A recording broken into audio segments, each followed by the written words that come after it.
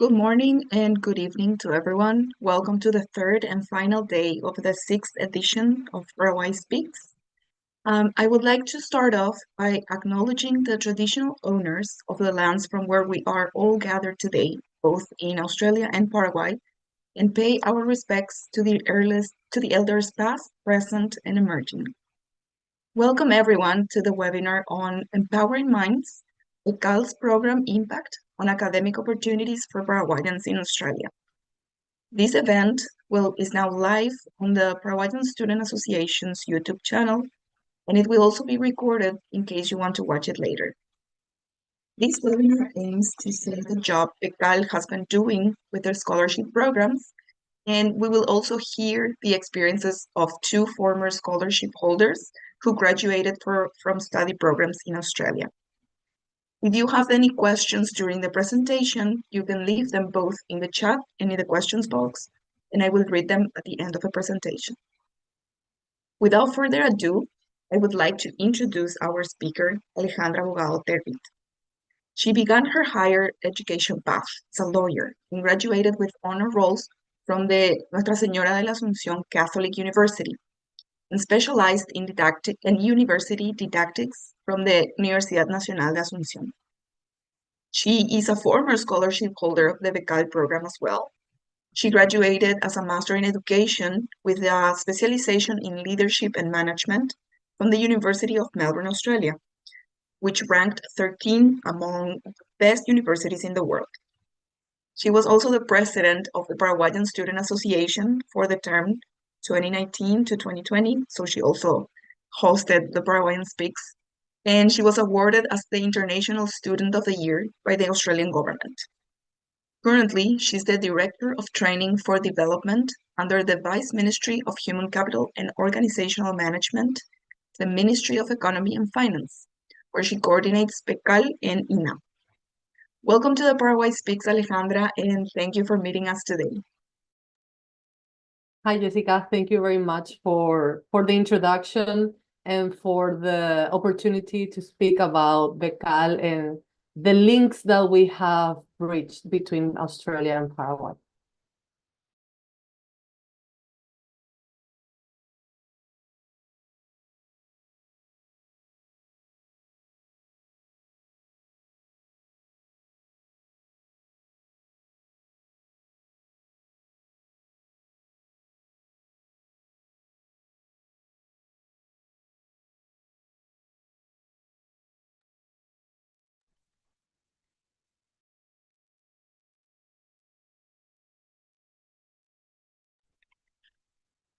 Do you want to share your screen with us, Ale, so we can begin? Oh, okay. Yeah, I thought you were going to introduce the other panelists, so I can. Yeah, we'll do later.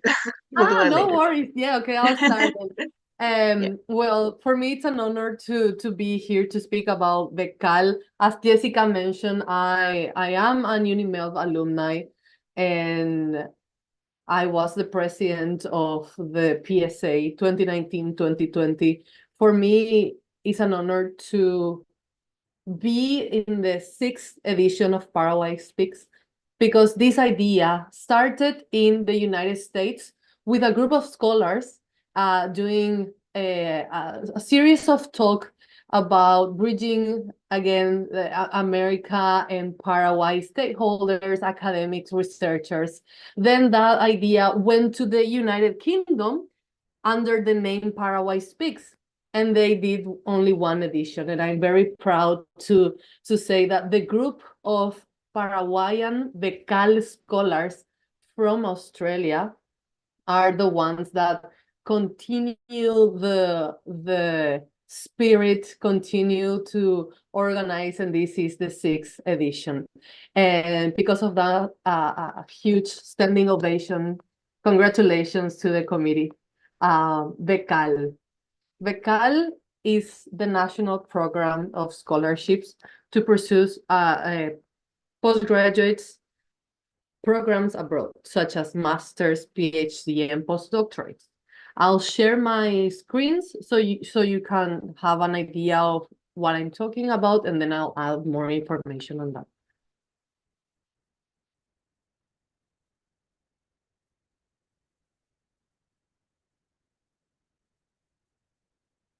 Becal started in 2015. We are about to turn 10 years. We have organized more than 130 rounds of applications. We have two types of scholarships. One is the self-managed and the other one is the assisted under agreements. And in these 9 years of programs, more than 3,000 Paraguayans had the opportunity to study in the best universities around the world. In Australia, more than 155 students have had the opportunity to study in the best universities around Australia. One of them is the University of Melbourne, ranked 13 this year. If you want to know how to be part of this group of Paraguayans that risk everything, that took the chance, that are very brave, well, you are in the perfect place, the perfect webinar, because I'm about to tell you that. Becal is, as I said, the government program to fund scholarships for people who want to pursue master's, PhD, and postdoctorates in the best universities around the world. And the goal is to contribute to develop the human capital in the country for them to come back to Paraguay and to apply all the knowledge that they have gained in these universities, from academics, from the experience, from their fellow colleagues. So we want the top knowledge, avant-garde, coming to Paraguay to apply and to help develop our economy, our nation, all the social aspects. And who can be a Becal scholars? Everyone, because we don't have age limit. So everyone that is a Paraguayan citizen or a naturalized Paraguayan can apply to the scholarship, as long as they have a undergraduate degree, if they want to do a master, or postgraduate or a postgraduate degree, such as master's degree if they want to pursue a PhD, for example, or a PhD degree if they want to do a postdoctoral. There is no age limit, and you have to read all the terms and conditions from that round of application in particular, because Becal keeps on evolving, keeps on changing, and we add things according to the needs of the country. So it is very important for you to read the terms and conditions of that semester, for example. And then, of course, you have to be admitted in one of the best universities around the world. So you can have your conditional letter or your unconditional letter of admission. But by the time you sign the contract with Becal, which is around 2 to 3 weeks after you have heard that you have been selected, then you have to have the unconditional offer letter for you to sign the contract and be able to have the benefits of the funding, and to allow yourselves to have time to do the procedures of the visa. What do we fund? So we fund master's, PhD, and postdoctoral studies, as I mentioned before. We give priority to science, engineering, and technology, medicine, health, agriculture, education, and humanities. And I want to let you know that last year we have started the implementation of a new phase of Becal. And this phase of Becal includes, apart from all the type of scholarships that all the scholars that are already studying the University of Melbourne know of, we have introduced the components of scholarships for employees from private sector and from public sector. And we are conducting some workshops with private sector stakeholders and public sector authorities for them to tell us what are their needs for the following 3 to 5 years.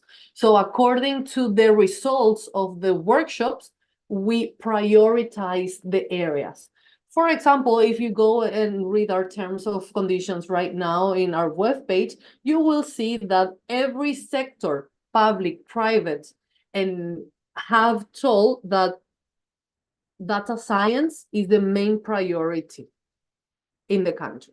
It can be in like social science, statistics in social science, statistics in education, or engineering, as long as it is data science. Then everything that has environmental focus is also a main priority.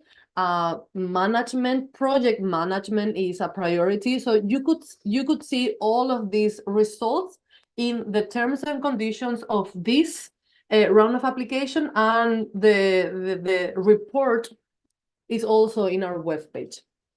So the types of application, as I was mentioning, it's called a self-managed application. And why is it called a self-managed? Because that means that the student who wants to study a master in one of the 300 top best universities around the world has to apply to the university on their own. By that time, Becal doesn't have any knowledge that that is happening. So that means that a person has to go through the rankings that Becal puts in the webpage.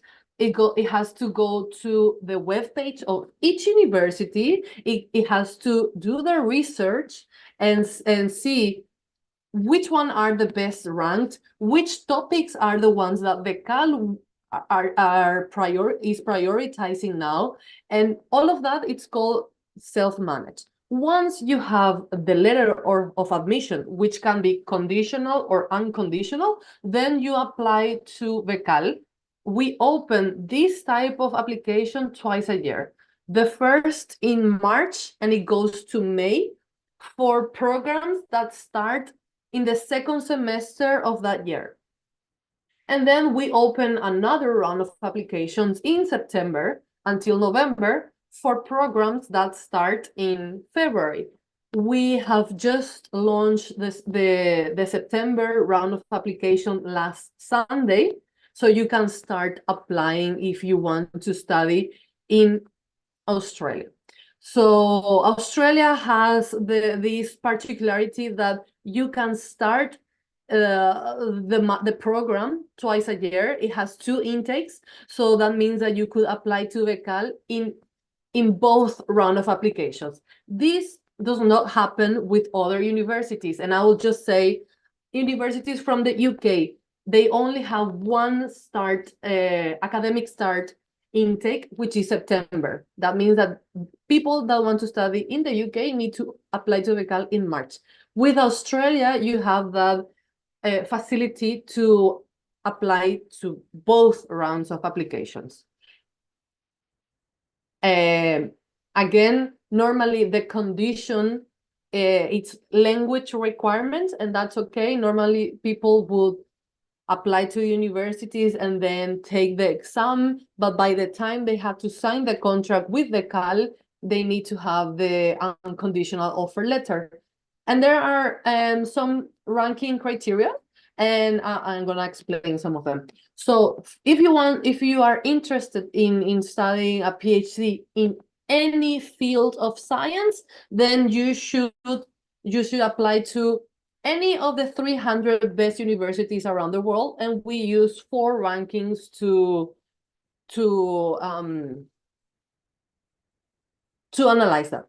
If you want to pursue a master's in social science and you are from private sector, then you should apply and you should have the letter of admission to one of the 50 best universities around the world.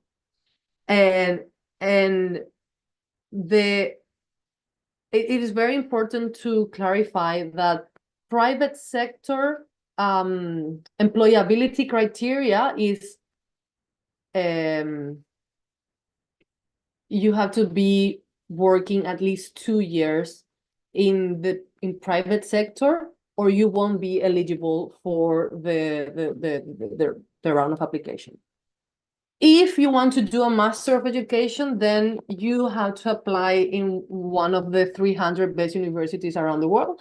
And there are 3 rankings that you could use if you want to do something related to STEM, that is science, technology, engineering, mathematics, whatever. That's the 100 best universities around the world. And many of the universities in Australia are applicable and eligible for all these topics. Then if you go and see our terms and conditions, this semester we have developed a new modality of scholarship for the 20 best programs in universities. So that is different. It is not in this presentation because it's a new type of round of application. So that means that we won't be using, for the 20 best, we won't be using the global ranking. We will be using the by subject ranking. The global rankings that I was mentioning in the other rounds of applications are this. You can go and research for the university of your interest in the Shanghai ranking, in the QS, the Times, and those 3 first are for masters. For PhD, you have the ANID ranking, the 4 of them. The terms and conditions, this is how our web page looks, and the terms and conditions are there. If you want to click in the autogestionada, self-managed rounds of application, that's the one that you should be aiming for. The application is online. You don't have to come to Becal's office, to the capital if you're from the countryside. You don't have to bring any paper. Everything is online, and we will only require you to come to the office once you have to sign your contract and once you are selected.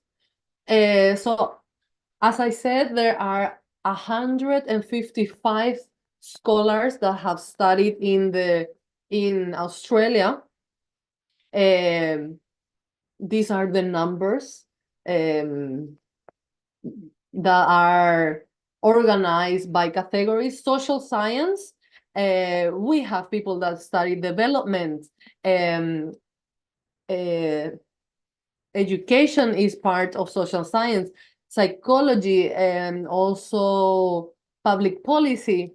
Then engineering, agribusiness. We know many Paraguayans go to Victoria to study agribusiness, education, maths, med science, and humanities. And this is how it's organized by the universities of Australia.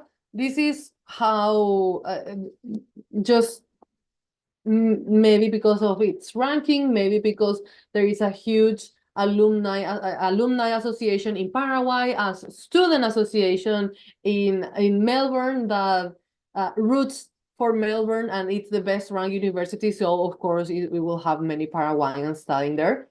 We have more than 10 agreements with Australian universities.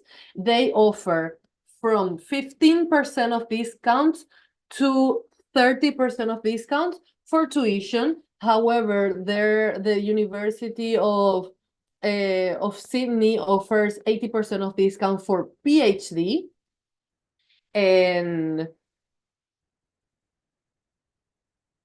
that's the presentation of Becal. As I always say, dream big, see yourself in Australia. Maybe it's not going to be easy. Perhaps it's going to take 1 year. If you need to apply to Becal more than 2 times, do it.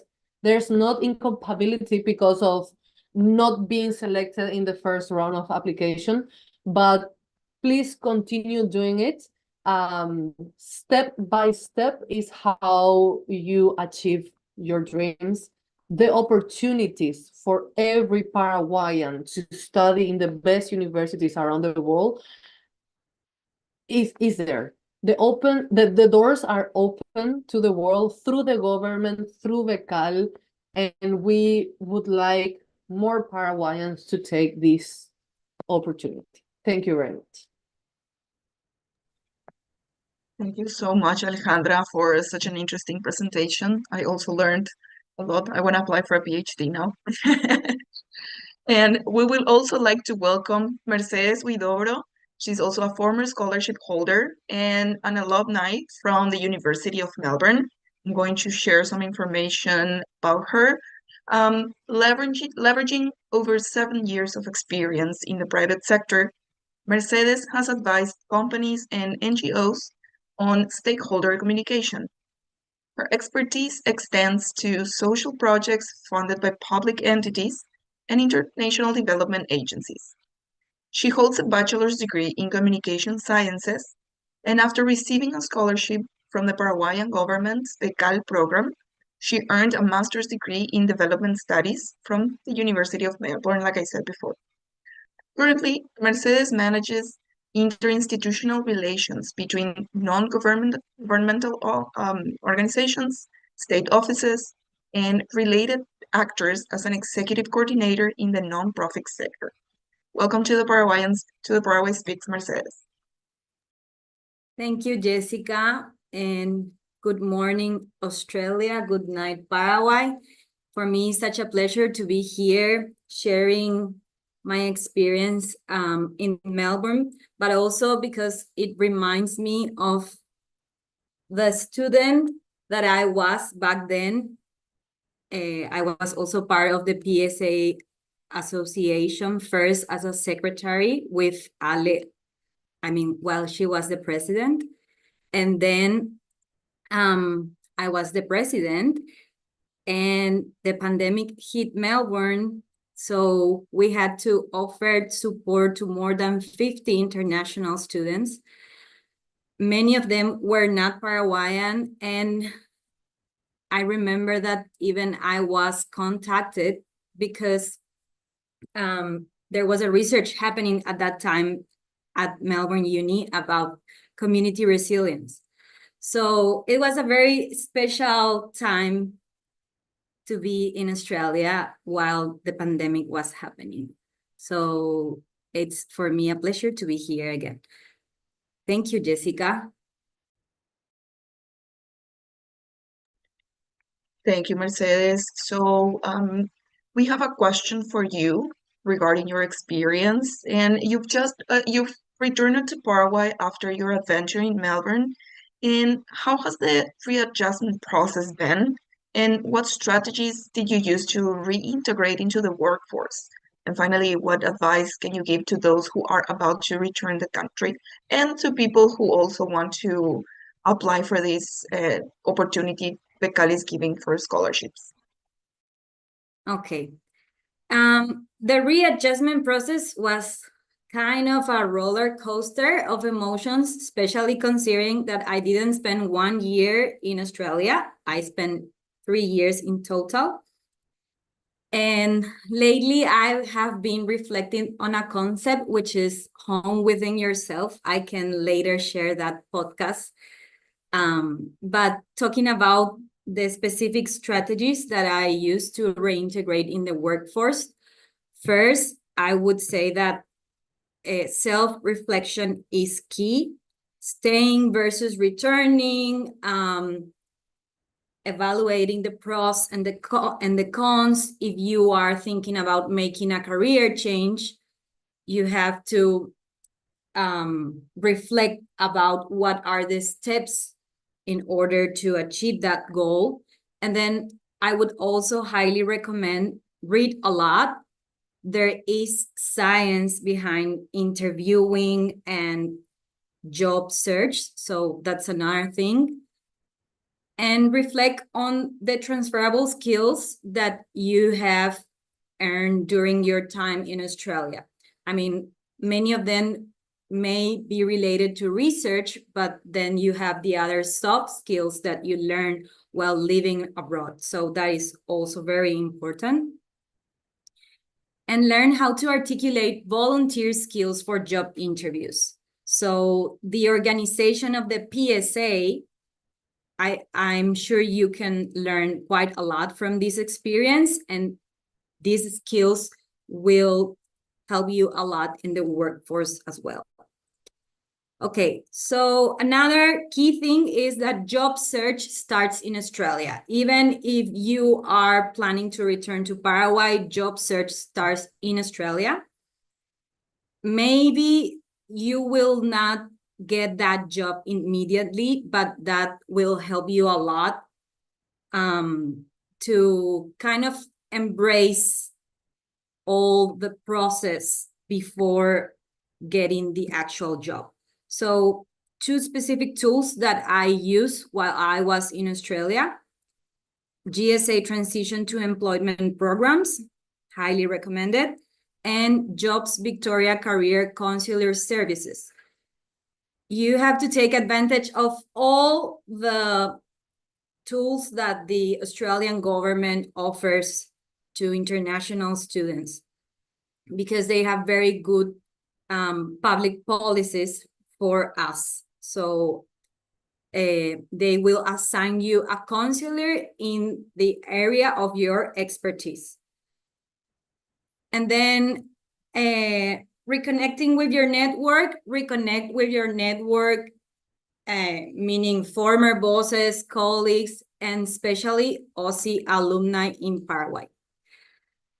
Lastly, I would like to share just one slide.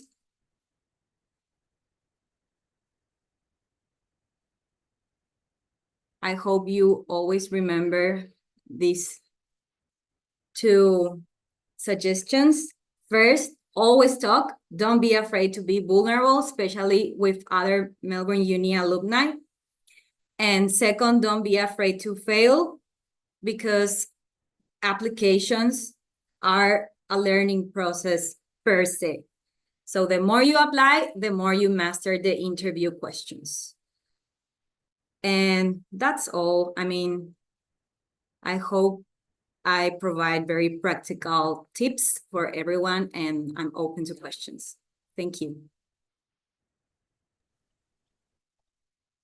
Thank you very much, Mercedes. You shared some very interesting insights, especially for people such as me who are ending their masters. So now I would like to welcome to Dandy Palacios, who will also talk about his experience as a scholarship student. And let me share a little bit more about him.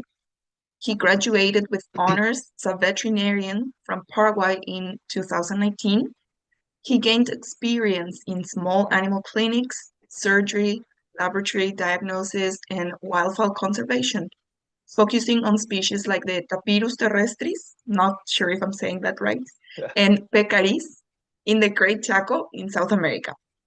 His passion for laboratory practices led him to volunteer in hospitals, gaining experience in molecular biology.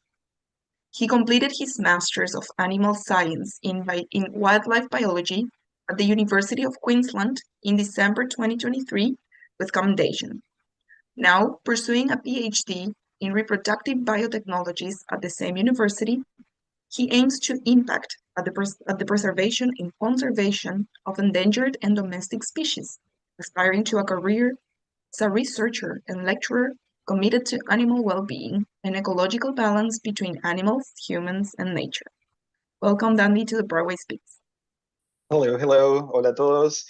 Well, I think Jesse already introduced me. But yeah, I'm Abed, graduated in Paraguay in 2019. Since I graduated, I always wanted to apply for my scholarship to come to another country and study. But like COVID-19 happened, and it was a little bit difficult to apply to something during that time. But once the boundaries were open, I applied to Australia and I started my master degree. Well, basically what motivated me to apply for a scholarship was me, like my personal development, adventure, and grow with all my knowledge.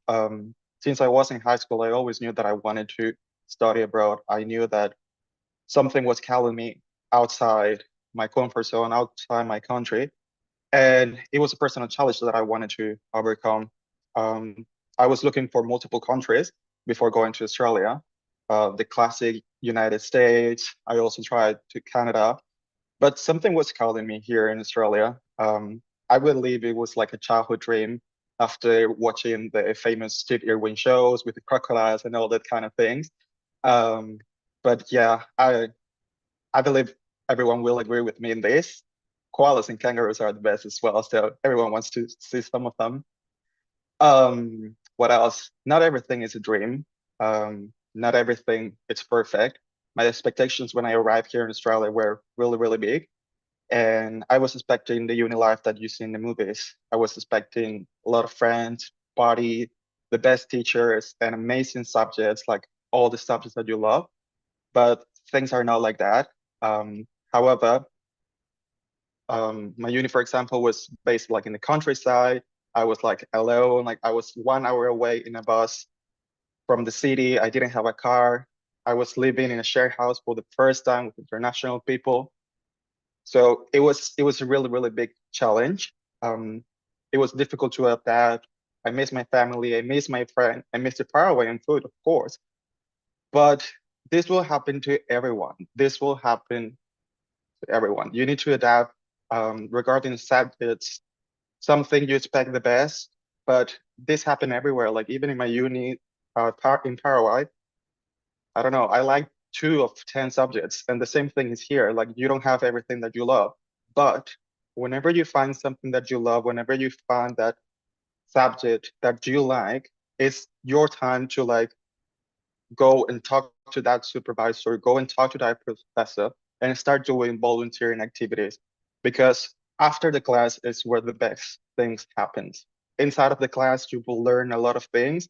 You will learn how to like write papers. You will learn to how to use programs and that kind of things. But the real hands-on are normally outside the class doing some volunteering activities.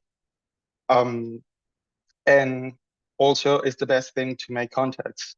And I say to make contacts because that professor in that subject that was my favorite was my master supervisor. And today he is my PhD supervisor. And also I can say that he is my friend and we get along really, really good. So don't don't be scared of talking and just go. Always, always people are more than welcome to help you. What else? I would say that one of the biggest challenge, again, or one of the 2 biggest challenges that I have is how to learn to be alone, how to enjoy your own company, and how to be an adult because you are alone. There's no mom, there's no dad, aunties, grandparents, it's only you. So you just need to learn how to be your best friend, how to love yourself, and how to like overcome challenge by yourself and think outside the box, ask questions, and step out of your comfort zone. Get away of that comfort zone because like the best things that happen in the world and the best discoveries always happen when you go outside of that comfort zone. And believe me, don't be scared. Don't be scared. And you are already outside the world. You are already in Australia or whatever you are right now. You are there and you can make things happen. Just believe in yourself. And finally, what I can recommend is what I just said, trust yourself, stay close to your loved ones. Thanks to technology today, we can just have a video call like we're having now. We can talk to mom, we can talk to dad, we can talk to friends. So try to be close with them all the time. And don't let anyone say to you that you're not capable to do things. For some people, it takes longer. It took me a while. But to be honest, just keep your head in your goal, keep your head in what you wanted, achieve that degree, get that job, and don't ever let that flame that was inside you, that flame that said to you, I want to go abroad, don't ever let that flame die. Thank you so much, Dandy. I actually agree with you on the importance of a supported supportive network of people, either both in here or wherever you are, and in your country as well. I think you mentioned a very interesting point about the importance of enjoying one's company because, yeah, being abroad and especially in Australia, very far away, it's a big deal. So thank you very much for sharing your experience with us. And I'd like to address a question for Alejandra as well. Um, and Alejandra, this question goes for you. And as the General Director of Training for Development that oversees the coordination of the Becal Scholarship Program, what advice would you give to someone considering applying for a postgraduate degree in Australia, and especially after hearing these experiences both from Mercedes and from Dandy? Okay, so my answer will come from not being just the director, but from being a scholar and from being a teacher and from mentoring several students and people who wanted to be a scholar. First of all, know yourself, know what you like, know what you see yourself doing for the rest of your life, because your student life ends right for the ones that are privileged enough to have had the funding of studying abroad, and the people who want to finish at master, or the people that want to finish in PhD, the student life is very short. Then you have all your life to work. Choose your program wisely. Choose your program having had a little bit of experience working, having had the network, and not just use the ranking of the university, but the program, the student experience, the tutor experience, the network that you can create that will work for you internationally and in Paraguay, because it's very important to understand that we grow as a community. We are very strong with the networks that we have. You guys are a family there that will return to Paraguay as a cohort, and then you will have all the alumni of Australia waiting for you to receive, and to, if we know one job, an opening, something, we will share. So the network is important. Knowing yourself is important, not just going to a country, going to a university because it's very well ranked.